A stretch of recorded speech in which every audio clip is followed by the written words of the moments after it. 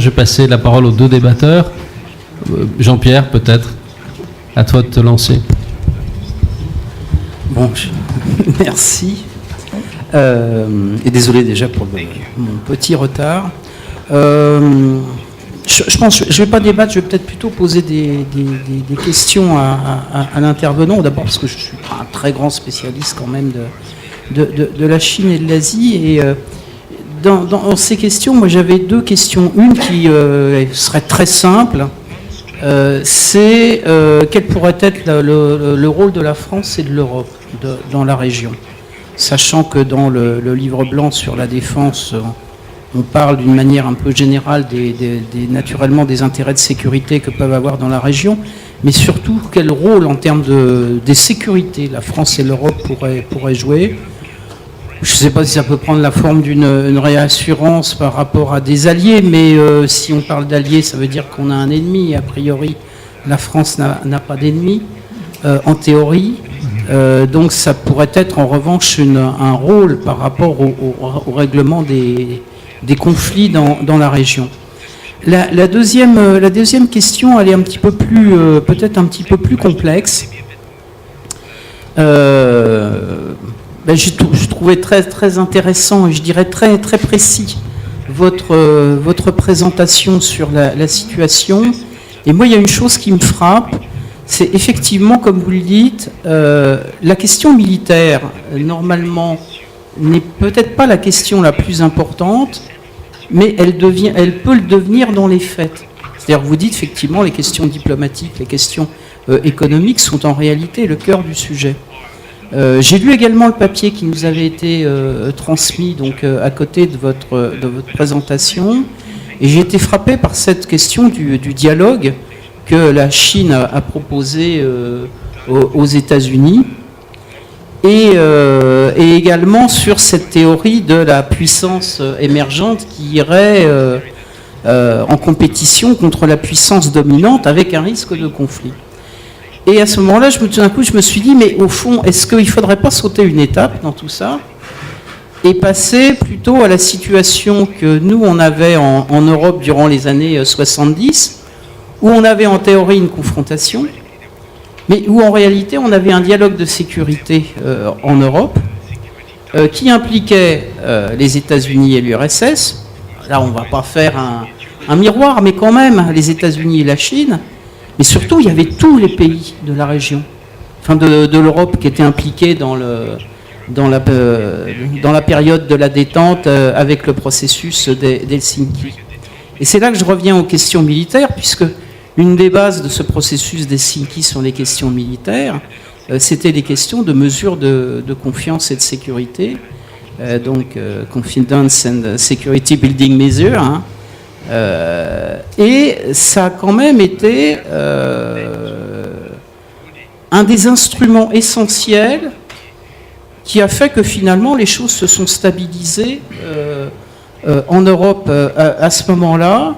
Et puis surtout, on évitait peut-être pas le mistrust, mais en tout cas le misunderstanding.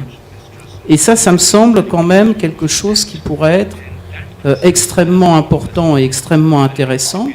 Et donc la question, en poussant le raisonnement jusqu'au bout, est-ce qu'on n'a pas besoin finalement d'une structure de sécurité panasiatique qui puisse impliquer tous les pays de la région et où on puisse traiter d'un certain nombre de questions qui pourraient être naturellement les questions militaires, mais peut-être également d'élargir à d'autres questions. Voilà. Je vous en prie, c'est à vous. Et puis après, on va peut-être laisser, parce que c'est une série de questions. Et puis après, je laisserai la parole. All right. Thank you very much. Écoutez, je vous remercie. Voilà deux excellentes questions que vous me posez.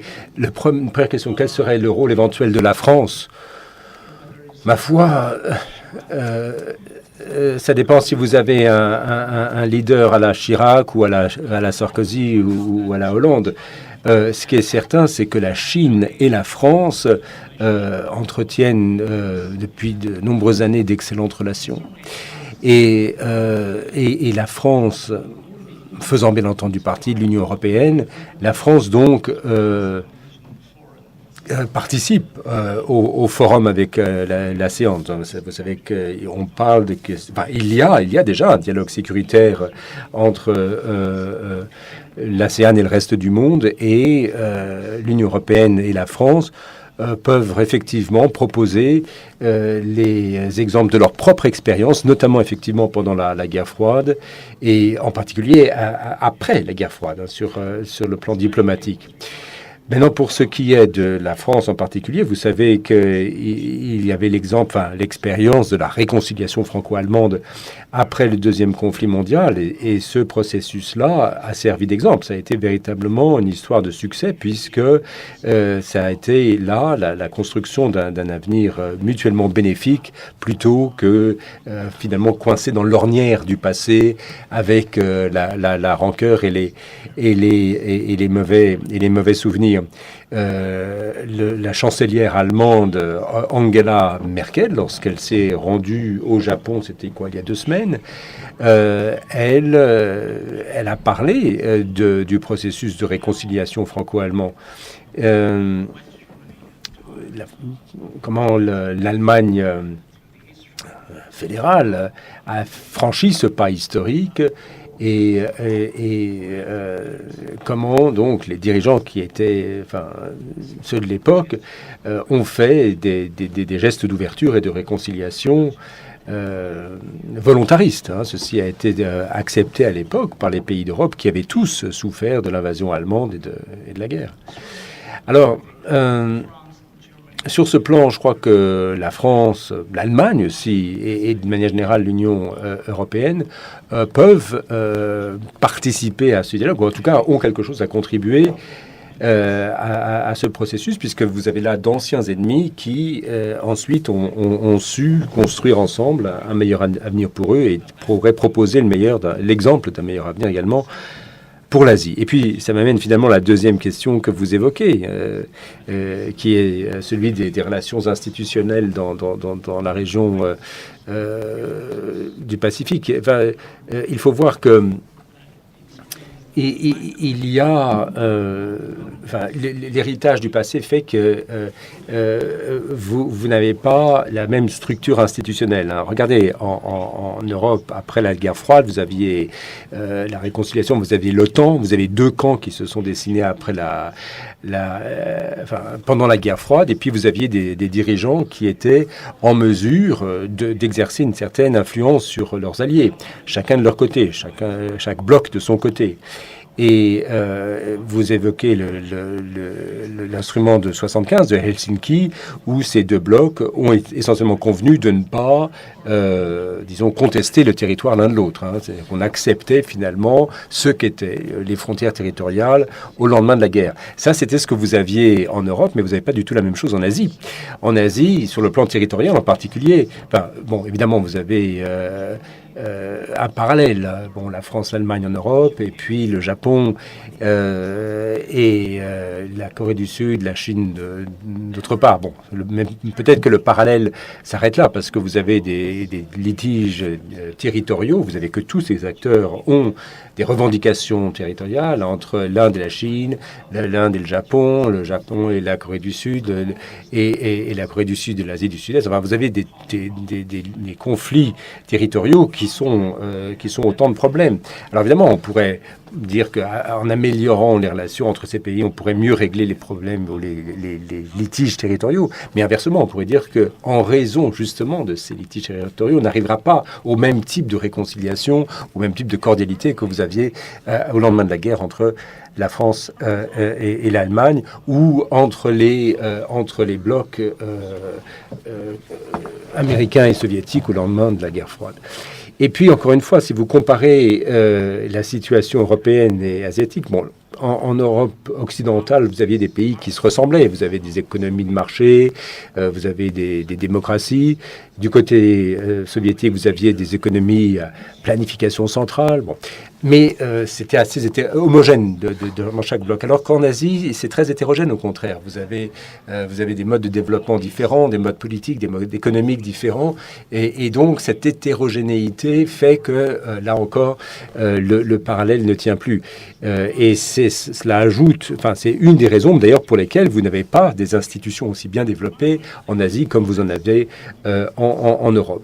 Et puis, pour ce qui est de la relation avec les États-Unis, il faut quand même voir que au lendemain de la Deuxième Guerre mondiale, les relations étaient assez claires. C'est-à-dire que les États-Unis n'avaient pas l'intention de créer, si vous voulez, une alliance pan-européenne, parce que avec l'OTAN, enfin, vous aviez l'OTAN, mais pour autant, c'est le cas de le dire, les États-Unis ne souhaitaient pas aller au-delà, et certainement pas en Asie. Il n'y avait pas l'intention de créer en Asie l'équivalent de l'OTAN. Alors, vous avez quand même toutes sortes d'associations. Vous avez la PAC, l'Association de coopération d'Asie-Pacifique, vous avez le Sommet d'Asie-Pacifique, vous avez le Forum de l'ASEAN, vous avez beaucoup de formes, vous avez beaucoup d'instances, vous avez le Conseil des ASEAN des ministres de la Défense, enfin bon, toutes ces petits forums, ces petites institutions tâtonnent, mais ils ne sont pas, disons, ils n'ont pas, aucun de ces pays dans ces associations n'est prêt à relâcher, à perdre une part de souveraineté pour le bien public. Il n'y a pas ça, il n'y a pas cet esprit-là.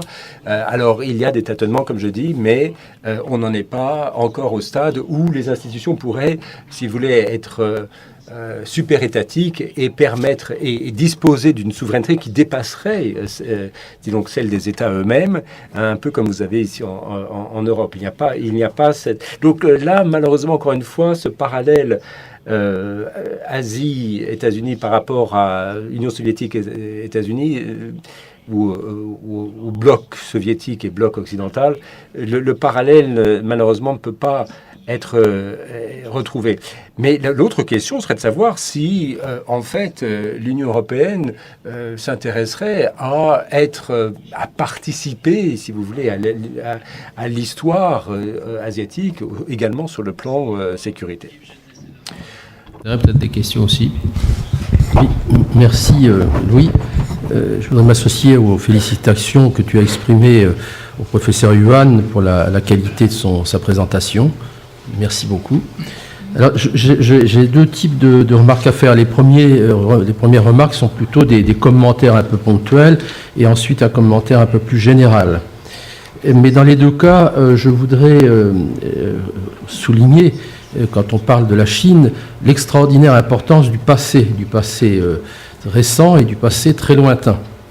Alors, d'ailleurs, on va le voir en premier lieu, les quelques points un peu de détail que je voudrais soulever et que vous avez mentionné dans votre exposé.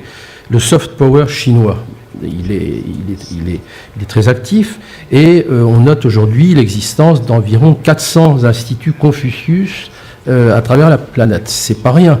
Et ce sont des instituts qui sont destinés, entre autres, mais pas pour cela, à répandre la langue chinoise, la culture chinoise, etc. On leur a donné à ces instituts le nom de Confucius, donc un personnage qui vivait environ 500 ans avant Jésus-Christ.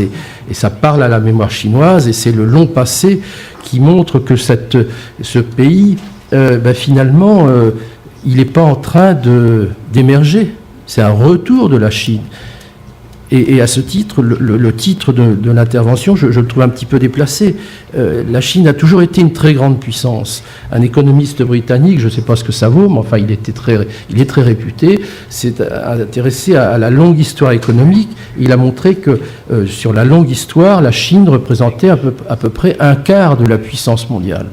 Donc il y a eu ce trou, si on peut dire, à partir de 1840, cet effondrement qui va jusqu'à la fin de la période Mao, où là, la Chine s'est effondrée, on va voir les conséquences dans un instant, mais la Chine a toujours été une grande puissance, si ce n'est la grande puissance. Donc ce n'est pas l'émergence de la Chine, c'est le retour de la Chine.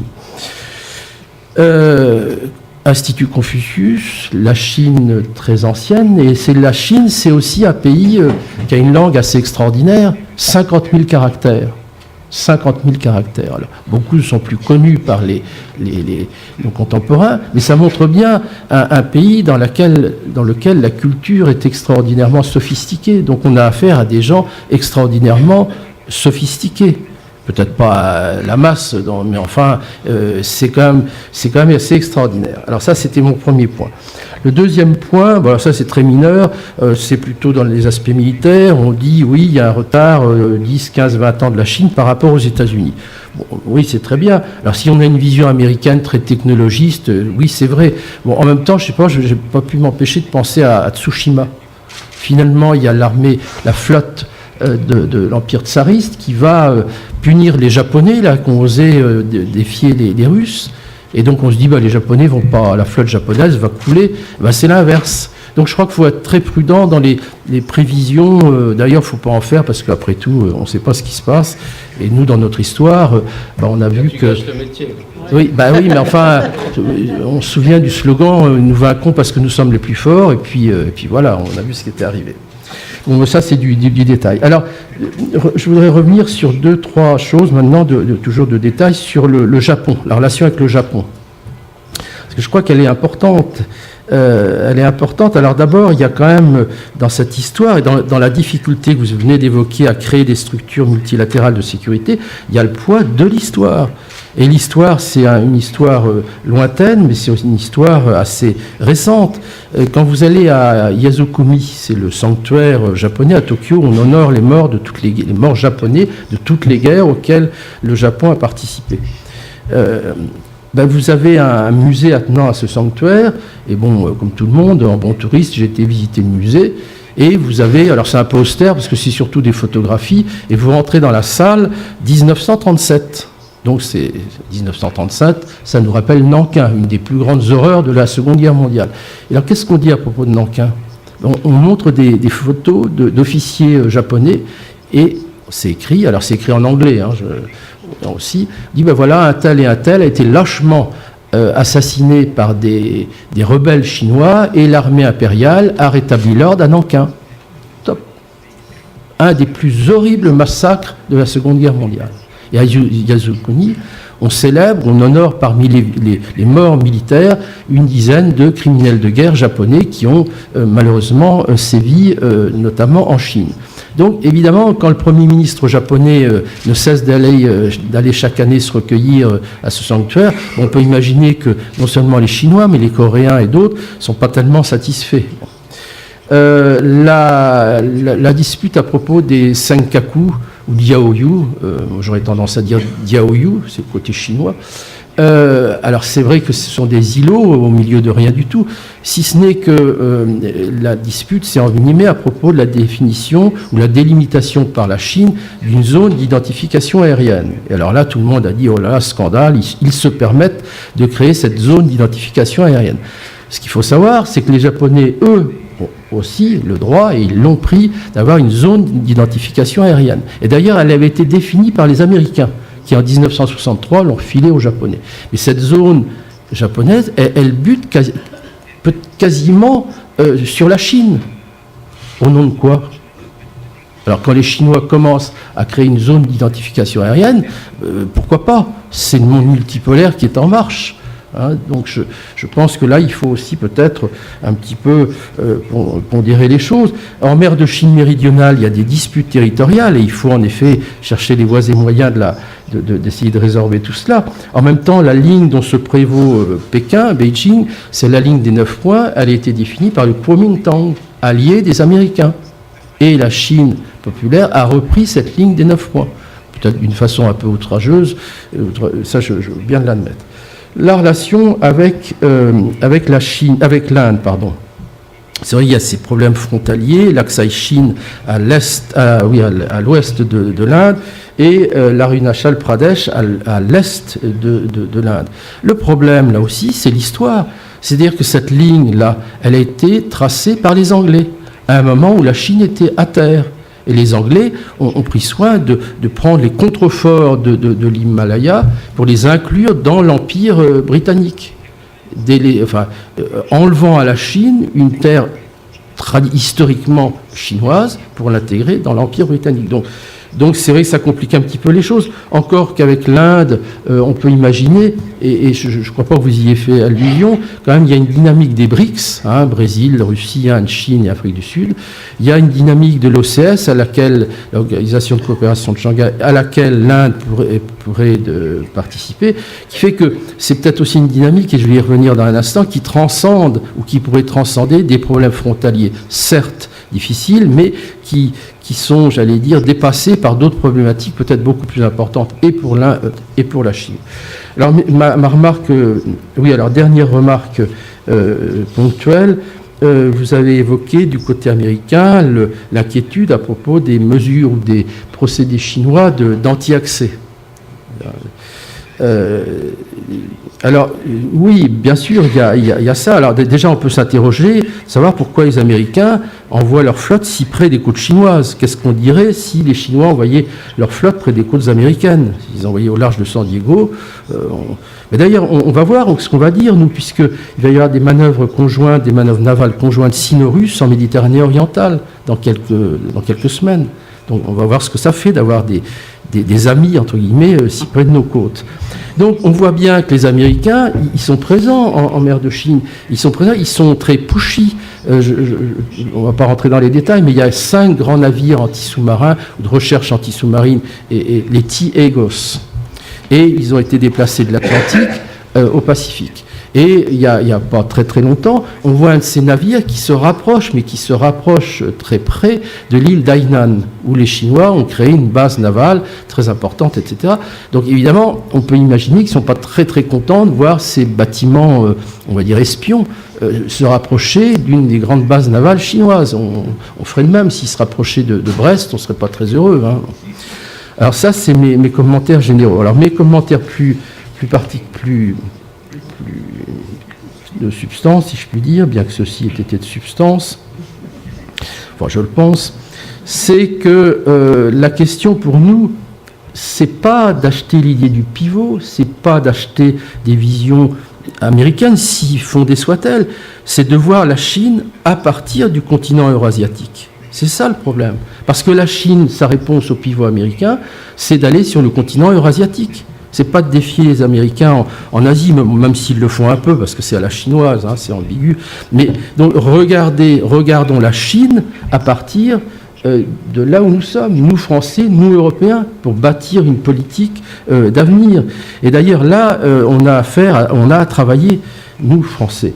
Et je voudrais juste vous rappeler la conférence inaugurale d'Anne Cheng au Collège de France en 2010 ou 2011, où elle disait en substance que du côté français, enfin elle disait d'abord que la Chine se réveille, elle s'ouvre à la mondialisation, mais que les Français, mais pas seulement les Français, on a beaucoup d'idées préconçues, le péril jaune et tutti quanti, et que par conséquent, il faut peut-être qu'on aille au-delà de ces idées préconçues et que notre connaissance de la Chine se développe.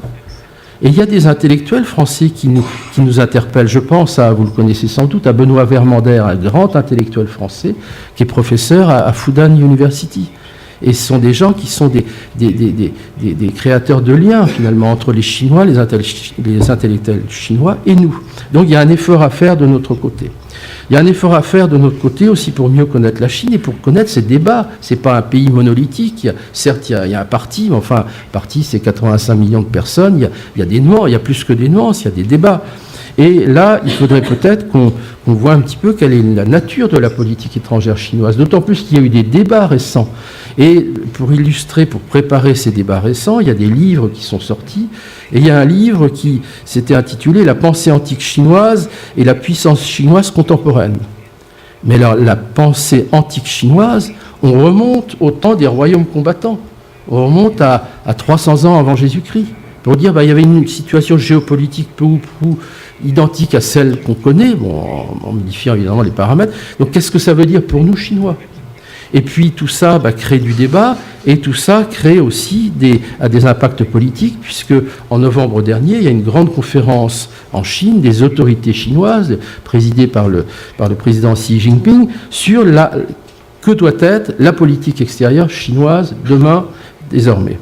Et qu'est-ce qu'ils nous disent? Ils nous disent, jusqu'à présent, c'était la ligne Deng Xiaoping, on fait profil bas, on développe notre économie, nos investissements, etc., mais profil bas. Là, non, on ne peut plus faire profil bas, c'est plus possible. On va s'affirmer. On ne va pas s'affirmer nécessairement par une voie hégémonique, qui est la voie de l'Occident. On va essayer de s'affirmer. Alors, il faut voir aussi comment ils vont le faire. Et là, ils vont s'affirmer parce que leurs intérêts sont globaux. Leurs réserves de change sont les plus importantes à l'échelle de la planète. Leurs intérêts financiers peuvent être altérés par des manipulations de politique monétaire. Donc il faut s'investir. Il faut investir dans de nouveaux outils, d'autant plus que les anciens outils, le FMI par exemple, leur droit de vote est de l'ordre de 3% ou 3,5%. Et les Américains, le Congrès américain ne veut pas ratifier un changement des droits de vote. Donc, puisque c'est ça, puisqu'il y a des blocages, ils disent créons un nouvel ensemble d'institutions. Et, et c'est ce qui a été fait cet été lors d'une réunion des BRICS. Donc, on voit bien, il y a à la fois une action, une réaction des Chinois. Il y a également du côté chinois, et c'est là où je dis il faut regarder de là où nous nous trouvons, ce qu'est la Chine, il y a quand même quelque chose d'assez extraordinaire, c'est ce projet de nouvelle route de la soie. Enfin, c'est à la fois le passé qui rejoint le présent. Cette route de la soie, c'est pour créer le troisième monde. Le troisième monde, c'est un monde de liens, pas un monde unifié, mais un monde de liens qui relie la Chine, les pays d'Asie centrale, l'Iran, la Turquie, l'Europe centrale et l'Europe de l'Ouest, et qui relie cet ensemble à travers le développement de liens ferroviaires. C'est un TGV qui part de Shanghai et qui arrive à Brest en 3-4 jours. Et le TGV, si on n'y prend pas garde, il ne sera pas français, il sera chinois. C'est toute une série d'infrastructures commerciales, routières, etc., qui doivent relier ces deux continents. Mais ne pensons pas que c'est un rêve, une chimère. C'est déjà en cours. D'où, nous, Français, est-ce qu'on regarde la Chine avec le prisme américain, qui a sa valeur, le pivot, l'anti-accès, etc., ou est-ce qu'on est créatif et on se dit, ce monde nouveau, eh bien, il faut qu'on soit là, il faut qu'on y participe, et ça suppose, comme on dit en bon français, to engage les Chinois, culturellement, intellectuellement, politiquement, économiquement. Merci, voilà. Merci pour ce recentrage d'un point de vue qui n'était peut-être pas ethnocentré suffisamment dans les analyses françaises sur la Chine elle-même. J'ai passé la parole au professeur Yuan pour simplement une réaction, et puis ensuite je vais passer la parole à la salle pour des questions.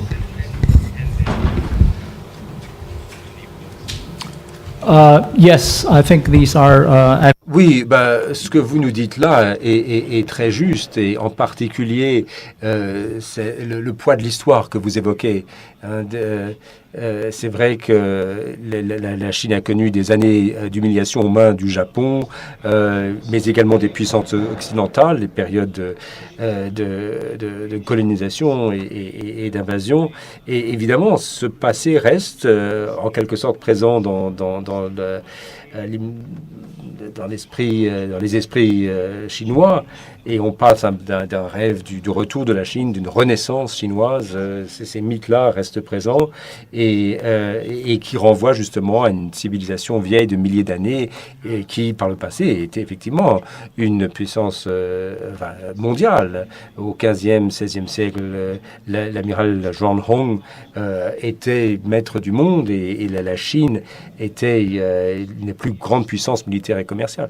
Et puis, évidemment, avec l'avènement de la République populaire de Chine, 1949, c'était évidemment un bond dans le vide à cette époque. Et aujourd'hui, Xi Jinping propose qu'il y ait deux centenaires, 2021 qui sera l'anniversaire de la création du Parti communiste chinois, et puis deuxième centenaire, 2041, la création, le 100e anniversaire de la République populaire de Chine. Donc ça, c'est les deux anniversaires qu'on va peut-être marquer historiquement. Enfin, ce qu'on essaie de faire à travers ces célébrations et à travers une diplomatie plus active, c'est que la Chine aujourd'hui est arrivée, enfin, est revenue peut-être à ses sources. Je crois que le président était en France, je crois, l'année dernière, le président Xi Jinping, et il avait cité Napoléon,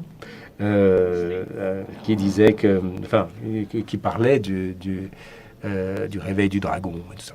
Voilà. Et alors, pour ce qui est des zones de défense aérienne, là, alors c'est vrai qu'il y a de part et d'autre différentes tactiques qui ont été développées. Ces zones est une tactique. On dit voilà, c'est notre territoire, qui s'appuie sur des traditions ou des normes internationales, mais on les formalise en disant voilà, c'est une nouvelle norme, que cela vous plaise ou non, puisque la Chine finalement peut décider de la façon de réagir à des intrusions dans sa zone aérienne. Donc après cette annonce du côté chinois, les Américains de leur côté ont fait venir des aéronefs de l'autre bout du monde, des États-Unis, qui sont entrés dans cette zone. Il n'y a pas eu de réaction chinoise. Il n'y a pas eu de réaction chinoise.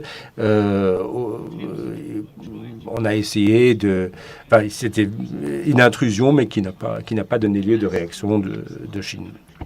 Mais bon, quid des autres pays? Les autres pays sont encore dans l'inconnu, parce qu'un jour, peut-être que la Chine va réagir, il va peut-être se passer quelque chose dans cette ZIA en cas d'intrusion. Et puis, vous avez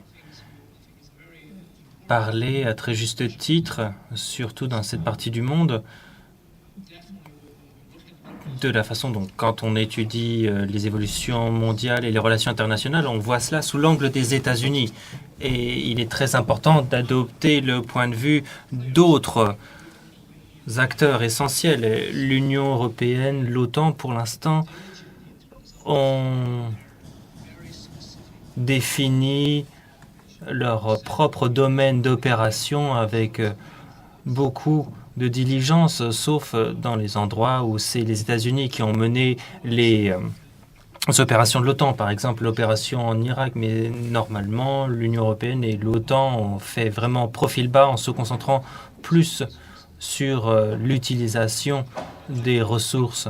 Mais là, je prends note de ce que vous avez dit. Il est important d'adopter le point de vue des autres pour être pris au sérieux. La parole à la salle. Est-ce qu'il y a des questions? Oui. Alors, je vous passe la parole. C'est bien que ce soit les étudiants qui s'expriment en premier. Oui.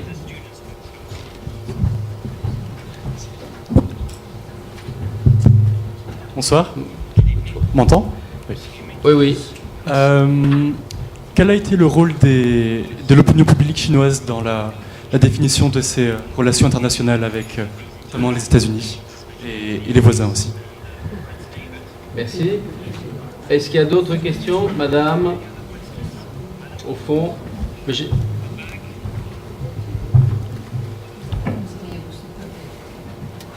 vaut mieux qu'il y en ait un qui reste d'un côté et l'autre de l'autre. Madame, je vous en prie. Merci, bonsoir. Je voudrais avoir des détails concernant la situation de Taïwan. Est-ce qu'elle va continuer à être comme ça ou vous voyez des développements à l'avenir? Merci beaucoup, madame. La question de Taïwan. Est-ce qu'il y avait une autre question, monsieur? Je vous en prie. S'il vous plaît, le rôle des énormes réserves de change chinoises, je crois que c'est autour de 3500 milliards qui augmentent de 500 milliards tous les ans, et qui sont exprimés en dollars, est-ce que ce n'est pas un équilibre de la terreur dans la mesure où ces réserves sont exprimées en dollars? Les réserves d'or aussi sont accumulées actuellement essentiellement par la Chine. Je crois que la production mondiale totale d'or est actuellement achetée par la Chine.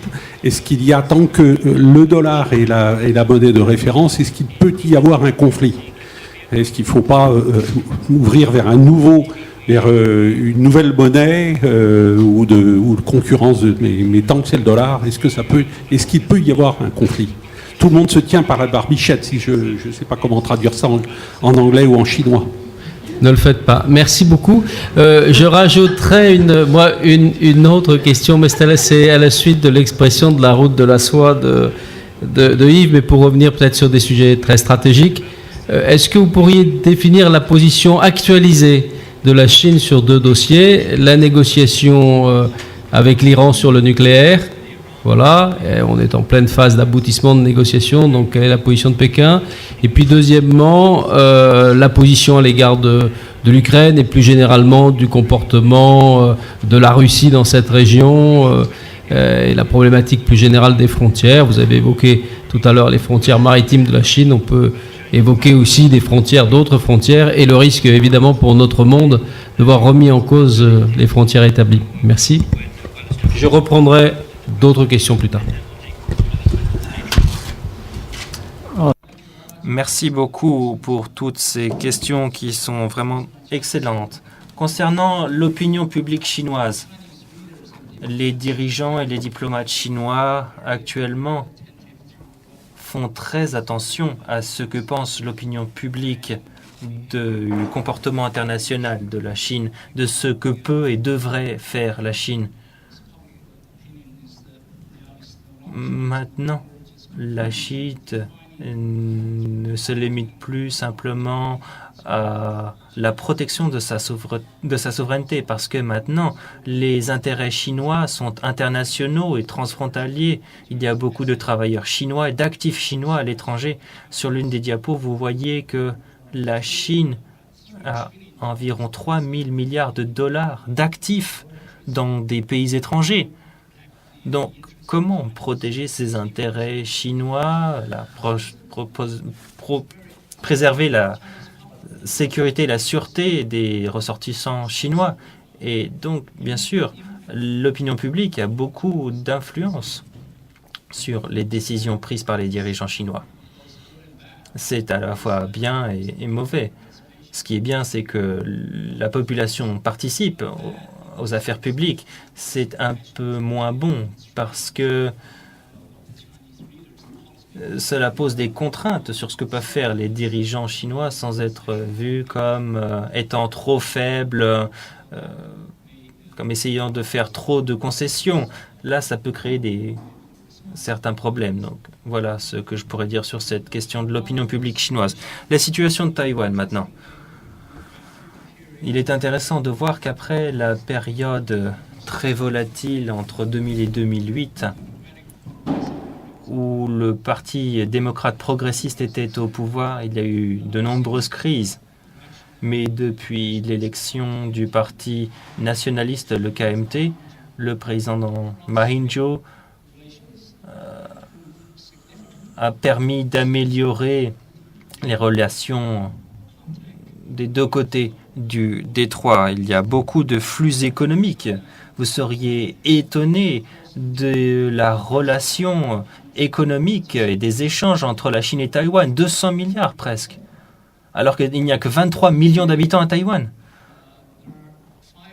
Et il y a environ 600 vols hebdomadaires entre la Chine continentale et Taïwan. Il suffit simplement de sauter dans un avion et vous pouvez vous retrouver à Taïwan en quelques heures. Et il y a des gens qui font la navette, qui quittent la Chine le matin et qui rentrent le soir.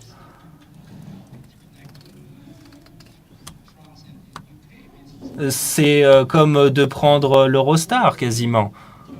Et il y a près d'1 million de Taïwanais qui vont en Chine tout le temps.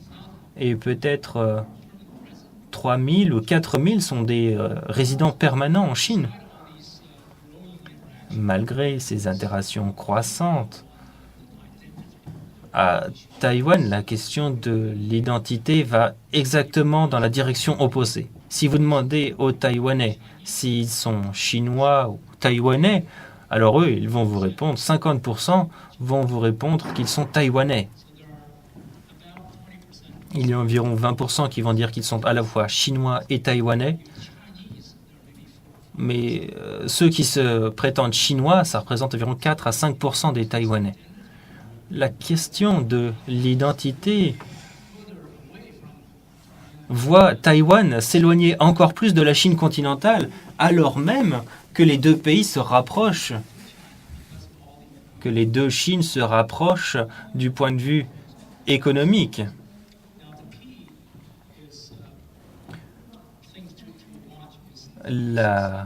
L'année à surveiller, c'est 2016, où il y aura des élections présidentielles et parlementaires.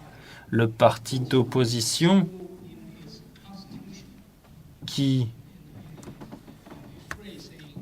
dans son acte fondateur, dit que son but est d'arriver à l'indépendance, l'acte fondateur du parti progressiste et démocrate n'a pas changé, mais sa dirigeante, Madame Tsai, si elle se présente à la présidence et qu'elle gagne l'élection en 2016, il pourrait y avoir quelques tensions. La situation pourrait devenir volatile. Bon, la dynamique économique va se poursuivre. Il y a de plus en plus d'échanges et d'intégration tous les jours. Mais la question est de savoir si cela va ralentir ou peut-être être suspendu. Et la question est de savoir ce que fera ce parti, ce PPD, en matière de relations des deux côtés du détroit. Du point de vue de la Chine continentale, il y a le consensus de 92, le consensus entre le gouvernement de la République populaire et de la République de Chine de l'époque, en 92. Les deux côtés se sont mis d'accord pour dire qu'il n'y avait qu'une seule Chine. La seule différence, c'était que le gouvernement de la République de Chine, le KMT, disait que nous, on est la Chine légitime, pas vous, la République populaire, alors que la RPC disait non, c'est Taïwan qui fait partie de la Chine. Maintenant, la RPC a changé de point de vue, dit qu'il y a une Chine et que la RPC et Taïwan font tous les deux partie de cette grande Chine. Ils se sont mis sur un pied d'égalité, alors qu'en fin de compte, bon, il n'y a pas d'égalité. 1,3 milliard de personnes d'un côté et 23 millions de l'autre côté. Et les Américains et les autres pays asiatiques vont vraiment suivre très étroitement ce qui va se passer à Taïwan. Et la pression que sera supportée Madame Tsai, tout dépendra aussi de l'expérience du pouvoir par le DPP. Et je pense qu'elle, si elle est au pouvoir, elle exercera de façon très prudente, mais les choses vont peut-être ralentir. Bon, après, il s'agit de savoir ce que fera la Chine, si elle s'impatientera et qu'elle développera un nouvel ordre du jour politique. Je pense que ce serait assez mal avisé de faire cela. Ça serait trop dommageable, vu vraiment la question très clivante de l'identité. Et puis, le rôle de la monnaie chinoise. Je crois qu'il y a des parties du monde où la Chine a établi des swaps de devises bilatéraux pour complètement court-circuiter le dollar américain et faire des échanges directs. Mais il y a des limites. 300 milliards de renminbi, ça fait à peu près 500 millions de dollars américains. Ça n'est pas énorme. Et donc, la grande majorité des échanges de biens et de services passe encore par le dollar américain. La Chine a près de 3 000 milliards de dollars américains et sur ce 1,3 milliard de dollars sont des bons du Trésor américain. Et simplement parce que la Chine n'a rien d'autre à acheter parce que les biens de consommation sont fabriqués en Chine. On peut acheter quelques centaines d'Airbus ou des TGV ou je ne sais quoi, mais il faut bien placer cet argent. Et donc, ce que fait la Chine, c'est qu'elle utilise tout cet argent pour faire des investissements dans le monde entier, pour acheter des actions ou des dispositifs d'exploitation des matières premières, etc. Mais c'est plus facile à dire qu'à faire.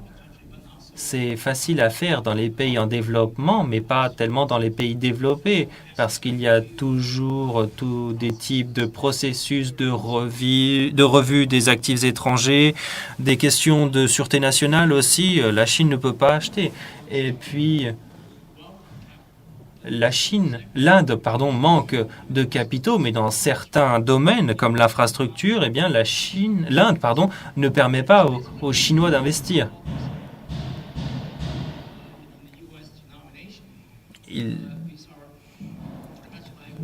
C'est sûr qu'il y a ces réserves libellées en dollars, mais ce sont des sortes de reconnaissance de dette avec lesquelles on ne peut pas faire grand-chose. On ne peut pas acheter de la haute technologie, on ne peut pas l'investir ensuite dans les pays développés. Parce que tous ces pays, Union européenne y compris, ont certaines normes en matière de restriction des exportations, d'échanges stratégiques, etc. Toutes sortes de choses que la Chine ne pourra pas acheter. Et donc, il y a beaucoup de domaines où les Chinois ont tout cet argent, mais ne peuvent rien en faire. Et c'est pour cela que tous les particuliers chinois vont faire la queue devant les magasins Vuitton et Cartier, que sais-je, pour dépenser cet argent. Mais concernant cet équilibre de la terreur, si jamais il y avait s'il y avait un conflit, la valeur de ces réserves serait peut-être réduite de moitié immédiatement et cela ferait s'apprécier la monnaie chinoise et cela augmenterait le prix des exportations. Donc ça ne serait pas une situation tenable. C'est la même chose pour l'or. C'est donc une situation inextricable. Et vu la mondialisation, la Chine est impliquée dans toutes ces chaînes de production, de consommation, de transport. Donc, on fait mal aux autres, mais on se fait mal à soi-même également. Et vu que vous êtes un producteur à faible valeur ajoutée, il faut maintenir le quasi plein emploi, parce que sinon, on s'expose à des troubles sociaux et économiques. Et donc, il n'y a pas tellement de bonnes solutions qui s'offrent à la Chine dans ce domaine. Concernant la route de la soie,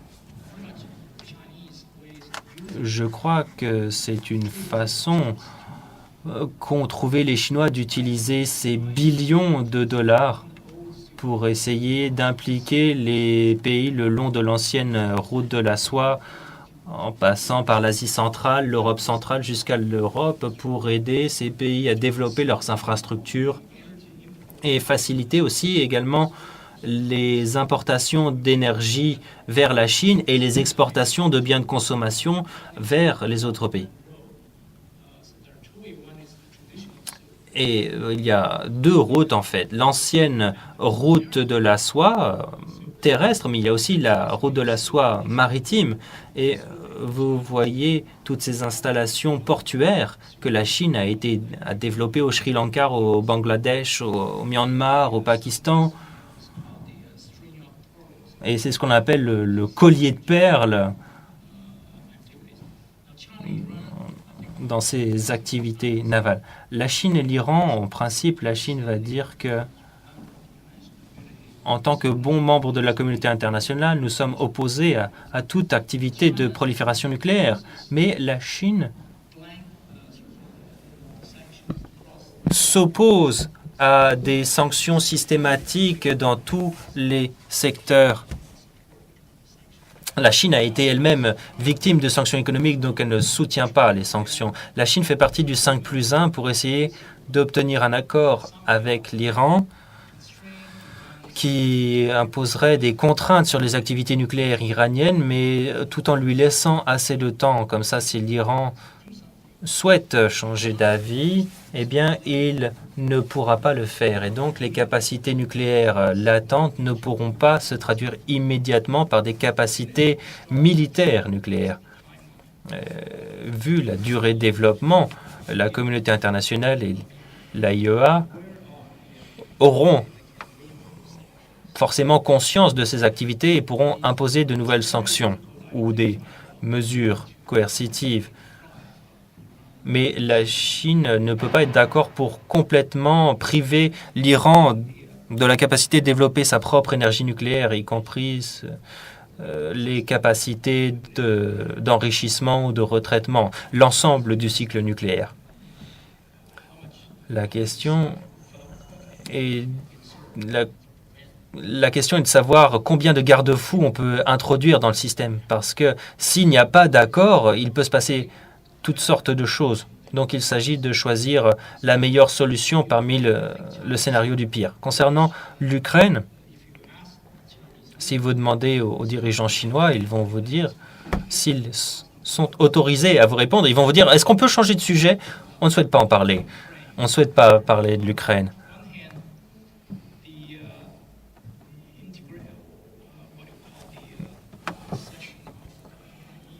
D'un côté, il y a eu l'annexion ou la réintégration ou la reprise en main de la Crimée par la Russie.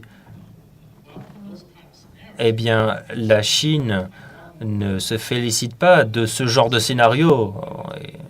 Il y a la question de Taïwan dont on vient de parler. La question d'unité nationale et de souveraine est particulièrement sensible pour la Chine. Donc la Chine ne cautionne pas ce genre d'action. Mais vu la possibilité de conflit entre la Chine et les puissances occidentales, et vu que la Russie est un grand fournisseur d'énergie pour la Chine, et vu que la Russie et la Chine sont forcées de se rapprocher pour des questions de commodité, eh bien, la Chine a évité de critiquer la Russie parce qu'elle n'a rien à gagner à critiquer la Russie. Et donc, la meilleure stratégie, c'est de conserver un certain mutisme, vraiment, bouche cousue.